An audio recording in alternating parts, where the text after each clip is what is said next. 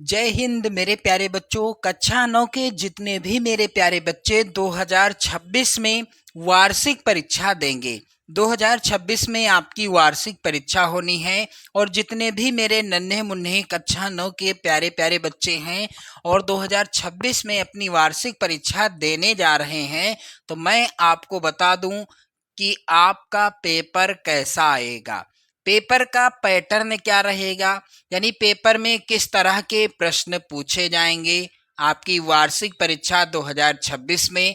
और मेरे प्यारे बच्चों, इसीलिए मैंने इस वीडियो में हिंदी विषय के बहुत ही ज़्यादा महत्वपूर्ण पेपर को लिया है, यानी वायरल मॉडल पेपर को लिया है। यदि आप इस वायरल पेपर को तैयार करके जाओगे 2026 परीक्षा देने, तो 70 में 70 अंक बिल्कुल पक्के हो जाएंगे।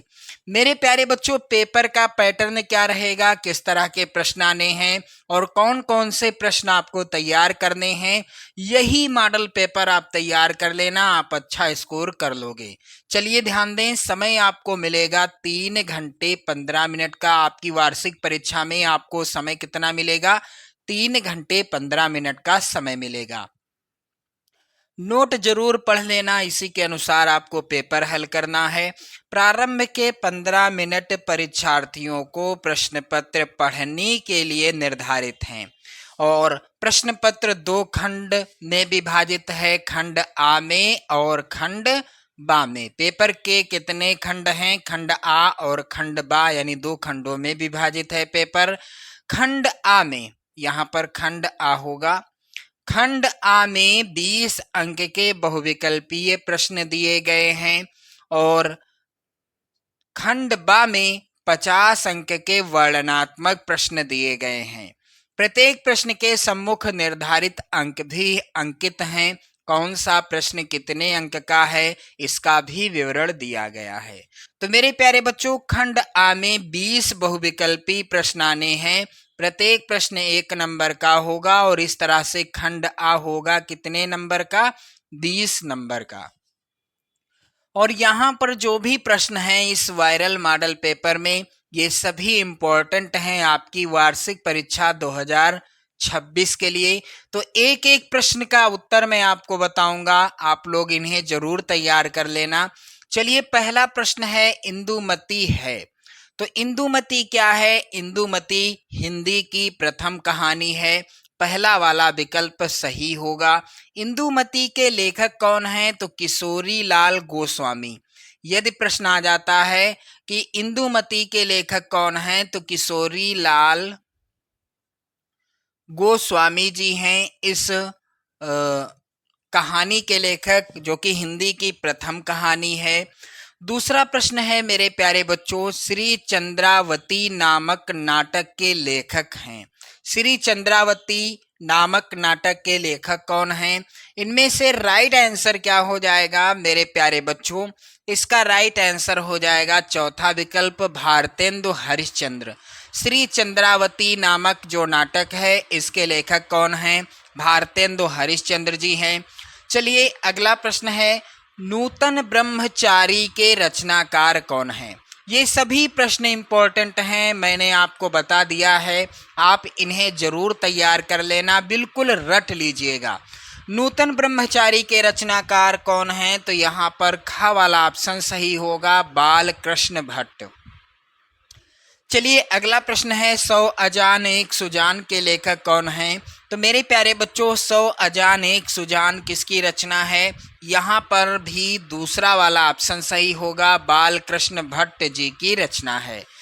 प्रश्न अगला है, आचार्य महावीर प्रसाद द्विवेदी की रचना है। इनमें से आचार्य महावीर प्रसाद द्विवेदी जी की रचना कौन सी है? तो मेरे प्यारे बच्चों, इसका राइट आंसर हो जाएगा, आचार्य महावीर प्रसाद द्विवेदी जी की रचना है साहित्य सीकर। पहला ही ऑप्शन सही होगा।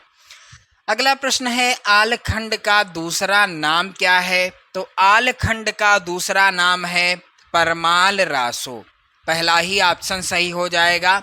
और आलखंड या परमाल रासो के रचनाकार कौन हैं? यदि प्रश्न आता है तो उत्तर हो जाएगा जगनिक। जगनिक के द्वारा लिखी गई रचना परमाल रासो या फिर आलखंड, दोनों एक ही हैं, आप कंफ्यूज मत होइएगा।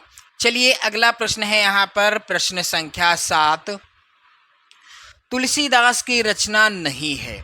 कवितावली, पार्वती मंगल, रामचंद्रिका, रामलला नहछू। तो कवितावली, पार्वती मंगल, रामलला नहछू, ये तीनों रचनाएं तुलसीदास जी की हैं। रामचंद्रिका किसकी रचना है? केशवदास जी की। आप लोग याद कर लेना, रामचंद्रिका के लेखक केशवदास जी हैं। तो यहाँ पर राइट उत्तर क्या होगा?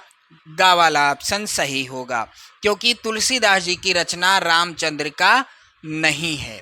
चलिए अगला और मोस्ट इंपॉर्टेंट प्रश्न है, सूर सागर किसकी रचना है? मेरे प्यारे बच्चों, सूर सागर सूरदास की रचना है, चौथा विकल्प सही होगा। अब यहां पर ध्यान दें आप लोग, सूर सागर, सूर सागर, सूर सारावली, सूर सारावली, और एक रचना और है जिसका नाम है साहित्य लहरी। ये तीनों रचनाएं सूरदास जी के द्वारा लिखी गई रचनाएं हैं, आदिकाल का ग्रंथ नहीं है। अगला प्रश्न है मेरे प्यारे बच्चों, आदिकाल का ग्रंथ नहीं है, इनमें से आदिकाल का ग्रंथ कौन सा नहीं है? तो राइट आंसर होगा चौथा, यहाँ पर विकल्प सही होगा पद्मावत। यह आदिकाल का ग्रंथ नहीं है और यह किसके द्वारा लिखी गई रचना है? मलिक मोहम्मद जायसी जी के द्वारा लिखी गई रचना है। अगला प्रश्न है, प्रिय प्रवास के रचनाकार हैं, तो प्रिय प्रवास किसकी रचना है? यहाँ पर तीसरा यानी गा वाला ऑप्शन सही होगा, अयोध्या सिंह उपाध्याय हरिओध जी की रचना है। प्रश्न अगला है, वीर रस का स्थायी भाव क्या है? तो मेरे प्यारे बच्चों, वीर रस का स्थायी भाव है उत्साह, शोक है करुण रस का स्थायी भाव, और भय किस रस का स्थायी भाव है? भयानक रस का, क्रोध है रौद्र रस का स्थायी भाव, और उत्साह क्या है? वीर रस का स्थायी भाव है। तो यहाँ पर क्लियर हो गया। चलिए अगला प्रश्न है, देखी रूप लोचन ललचाने, हरे जनु निज, हर से होगा यहाँ पर, हर से जनु निज निधि पहचाने में निम्नलिखित रस है, कौन सा रस है? तो यहाँ पर ध्यान दीजिएगा, यहाँ पर है श्रृंगार रस, जिसका स्थायी भाव होता है रति। शांत रस का स्थायी भाव होता है निर्वेद, आप याद कर लेना क्योंकि किसी भी तरह का प्रश्न आ सकता है। वीर रस का स्थायी भाव उत्साह होता है, करुण रस का स्थायी भाव शोक होता है। अगला है प्रश्न, बंदो हूँ गुरु पद पदुम परागा, सुरुचि सुबास सरिस सरस अनुरागा। मेरे प्यारे बच्चों, यहाँ पर आगे प्रश्न में है कि प्रत्येक चरण में कितनी मात्राएं हैं?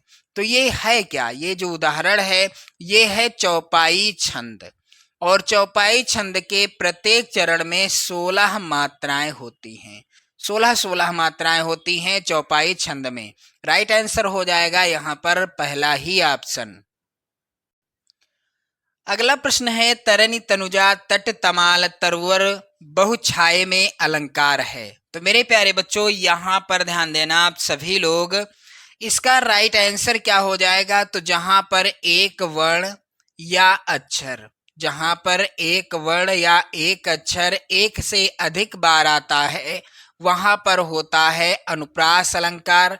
दिए गए उदाहरण में ता वर्ण या अक्षर आप देख लें कई बार आया हुआ है। कौन सा अक्षर कई बार आया है? ता वर्ण एक से अधिक बार आया है, इसलिए यहाँ पर अनुप्रास अलंकार है। क्लियर?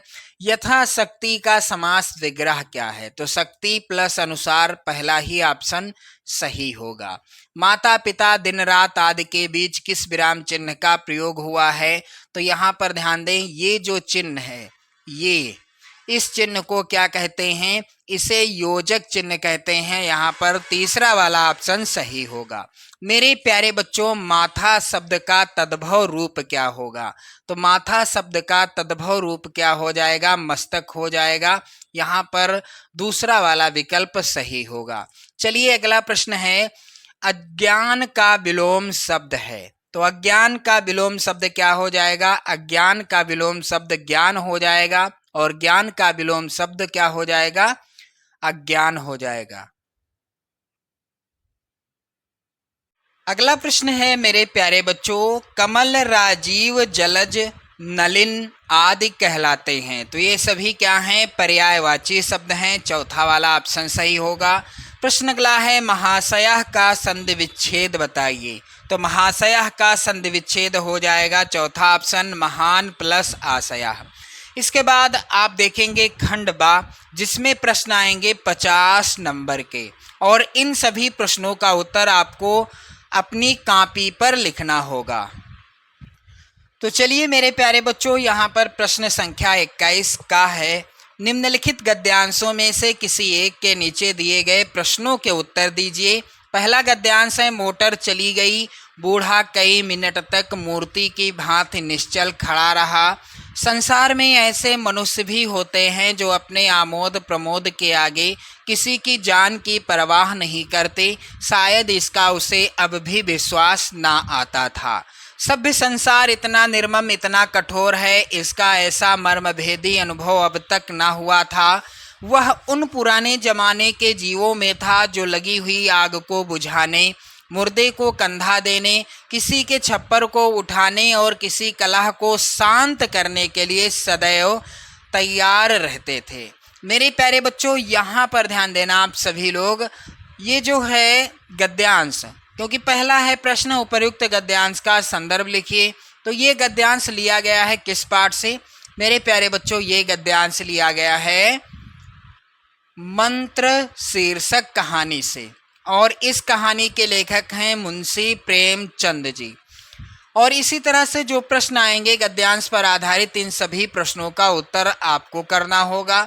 चलिए आगे आप ध्यान दें, अथवा में भी यहाँ पर गद्यांश है, धन्य हो हे अगम अगोचर अलख अपार देव, तुम ही मेरी चिंता करो। जहाँ तक देखता हूँ वहाँ तक जल में, थल में, पृथ्वी में सर्वत्र तुम्हारी ही लीला व्याप्त है, तथा घट घट में तुम्हारी ज्योति उद्भाषित हो रही है। तो ये गद्यांश लिया गया है किस पाठ से? प्रश्न है, उपर्युक्त गद्यांश गद्य खंड का पाठ तथा लेखक का नाम लिखिए। तो पाठ का नाम क्या है? गुरु नानक देव। किस पाठ से लिया गया है? गुरु नानक देव पाठ से। और इस पाठ के लेखक कौन हैं? मेरे प्यारे बच्चों, डॉक्टर हजारी प्रसाद द्विवेदी जी। डॉक्टर हजारी प्रसाद द्विवेदी जी हैं इस पाठ के लेखक। चलिए अगला प्रश्न यहाँ पर रेखांकित अंश की व्याख्या। तो रेखांकित अंश की व्याख्या करनी है। वैसे तो आपको किसी एक गद्यांश के नीचे दिए गए 3 प्रश्नों का उत्तर करना है और 6 नंबर आपको यहाँ मिलेंगे। इसके बाद अगला प्रश्न है 22 का, दिया गया है कि निम्नलिखित पद्यांश में से किसी एक के नीचे दिए गए प्रश्नों के उत्तर दीजिए। पहला पद्यांश है, जब मैं था तब हरि नहीं, अब हरि है मैं नाही, सब अंधियारा मिटी गया, जब दीपक देखा माही। पहला प्रश्न, उपर्युक्त पद्यांश का संदर्भ अथवा शीर्षक और कवि का नाम लिखिए। तो ये लिया गया है साखी शीर्षक पाठ से, जो कि हिंदी काव्य का पहला पाठ है, और रचनाकार हैं इसके कबीर दास। और इसी तरह के 2 प्रश्न और आएंगे। अथवा में भी यहाँ पर एक और पद्यांश है। यदि आप पहला नहीं करना चाहते तो अथवा वाला कर सकते हैं। पायो जी महतो राम रतन धन पायो, वस्तु अमोलक दी मेरे सतगुर, कृपा कर अपनायो, जन्म जन्म की पूंजी पाई, जग में सभी खोवायो, खर्चे नहीं कोई चोर न लेवे, दिन दिन बढ़त सवायो, सत की नाव खेवटिया, सतगुर भाव सागर तर आयो, मीरा के प्रभु गिरधर नागर, हरख हरख जस गायो। मेरे प्यारे बच्चों, मीराबाई जी के द्वारा रचित पदावली शीर्षक पाठ से लिया गया है और रचनाकार हैं मीराबाई जी। पदावली शीर्षक पाठ की रचना किसने की? मीराबाई जी ने की है। इसके बाद आप देखेंगे अगला प्रश्न यहाँ पर इस पद्यांश के अंतर्गत जो 3 हैं, तो आप चाहे तो पहले पद्यांश को हल करें या फिर इसको करें। इसके बाद यहाँ पर अगला प्रश्न है, निम्नलिखित संस्कृत गद्यांश में से किसी एक का संदर्भ सहित हिंदी में अनुवाद अपने शब्दों में करना है। 4 नंबर का ये प्रश्न आएगा और पद्यांश आधारित प्रश्न आएगा 6 नंबर का। तो पहला है यहाँ पर गद्यांश संस्कृत का। विश्व विश्रुतः स्वामी विवेकानंदः स्थैव महाभागस्य शिष्यः आसीन। ये लिया गया है किस पाठ से गद्यांश? ये लिया गया है मेरे प्यारे बच्चों परमहंस रामकृष्ण, परमहंस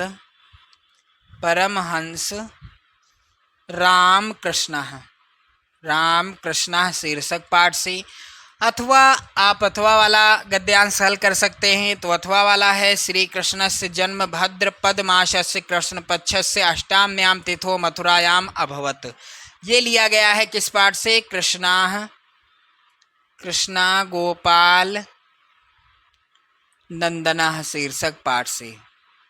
किसी एक गद्यांश को हल करना है आप सभी को। चलिए अगला प्रश्न है यहाँ पर, निम्नलिखित संस्कृत पद्यांशों में से किसी एक का संदर्भ सहित हिंदी में अनुवाद कीजिए। तो संस्कृत का पद्यांश है यहाँ पर सत्यव्रतम सत्यपरम त्रिय सत्यम सत्यस्य योनिम निहितम चा सत्य।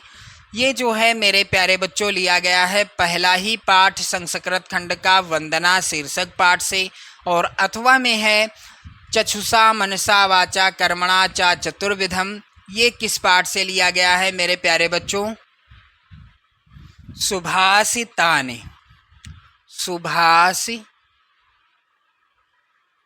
शीर्षक पाठ से। अगला प्रश्न है प्रश्न संख्या 24। लक्ष्मी का स्वागत एकांकी के एकमात्र स्त्री पात्र रोशन की मां का चरित्रांकन कीजिए। 5 नंबर का ये प्रश्न आएगा। और अथवा आप इस प्रश्न का उत्तर दे सकते हैं दीपदान एकांकी की प्रमुख स्त्री पात्र का चरित्र चित्रण कीजिए। प्रश्न संख्या 25 का है निम्नलिखित लेखकों में से किसी एक का जीवन परिचय आपको लिखना है और उनकी 2 रचनाओं के नाम लिखने हैं। 4 नंबर का प्रश्न आएगा प्रताप नारायण मिश्र, मुंशी प्रेमचंद और डॉक्टर हजारी प्रसाद द्विवेदी। इन सभी का जीवन परिचय आप तैयार कर लो, बहुत ही ज़्यादा इम्पोर्टेंट है। आपको किसी एक का जीवन परिचय लिखना होगा, उनकी 2 रचनाओं के नाम लिखने होंगे। अगला प्रश्न है निम्नलिखित कवियों में से किसी एक का जीवन परिचय आपको लिखना है और उनकी 2 रचनाओं के नाम लिखने हैं। 4 नंबर का प्रश्न ये भी आएगा कबीरदास, मीराबाई, रहीमदास। तीनों कवियों का जीवन परिचय मोस्ट इम्पोर्टेंट है, आप जरूर तैयार कर लीजिएगा। अगला प्रश्न है यहाँ पर अपनी पाठ्य पुस्तक से कंठस्थ किया हुआ कोई एक श्लोक लिखिए जो इस प्रश्न पत्र में ना आया हो। और इसके बाद आप देखेंगे अगला प्रश्न निम्नलिखित प्रश्नों में से किन्हीं 2 प्रश्नों के उत्तर संस्कृत में देना है। तो इन सभी प्रश्नों को आप तैयार कर लीजिएगा। 4 नंबर का प्रश्न ये आएगा। अगला प्रश्न है मेरे प्यारे बच्चों निम्नलिखित मुहावरे एवं लोकोक्ति में से किसी एक का अर्थ बताते हुए वाक्य प्रयोग कीजिए। तो ये भी 2 नंबर का प्रश्न आएगा। इस तरह के मुहावरे हैं अक्ल का दुश्मन होना, आस्तीन का सांप होना, 100 सुनार की 1 लोहार की, अक्ल बड़ी या भैंस। प्रश्न अगला है निम्नलिखित में से किन्हीं 2 वाक्यों का संस्कृत में अनुवाद कीजिए। तो ये 4 नंबर का ये प्रश्न आएगा और इस तरह के वाक्य दिए रहेंगे, आपको 2 वाक्यों का संस्कृत में अनुवाद करना होगा। चलिए अगला प्रश्न है अस्वस्थ होने के कारण अवकाश के लिए प्रधानाचार्य को कैसे सूचित करेंगे। ये 5 नंबर का प्रश्न आएगा।